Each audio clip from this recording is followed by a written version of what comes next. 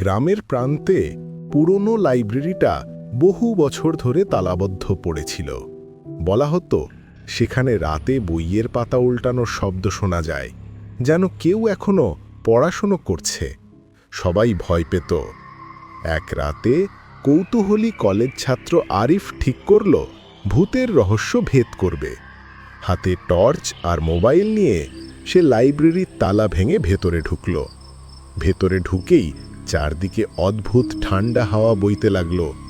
বুকশেলফগুলো ধুলোয় ভরা, মেঝেতে ছেঁড়া কাগজ ছড়ানো। হঠাৎ একটা চেয়ার কড়কড় করে নড়ে উঠল। আরিফ থমকে দাঁড়াল। কেউ আছেন? তুমি কে আর কেনই বা এসেছো এখানে? আমি আরিফ। আমি শুধু সত্য জানতে চাই। সবাই বলে এখানে নাকি ভূত আছে। তুমি কি সত্যি ভূত? হ্যাঁ, আমি একসময় এই লাইব্রেরির লাইব্রেরিয়ান ছিলাম। বই ছিল আমার প্রাণ। আগুনে যখন লাইব্রেরি ভস্মীভূত হলো, আমি এখানেই মারা যাই।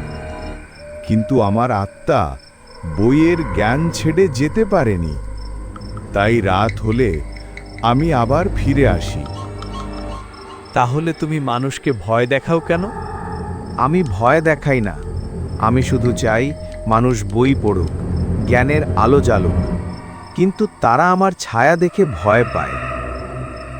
তুমি চাইছো আমি আবার এই লাইব্রেরি চালু করি?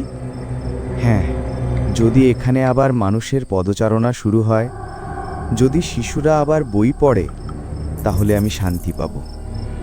আমি প্রতিজ্ঞা করছি এই লাইব্রেরি আমি নতুন করে গড়ে তুলব।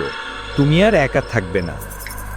তোমাকে অনেক অনেক ধন্যবাদ বন্ধু, আমার স্বপ্নকে বাঁচিয়ে রাখার জন্য। চলি বন্ধু, তুমি ভালো থেকো, তুমি অনেক ভালো থেকো।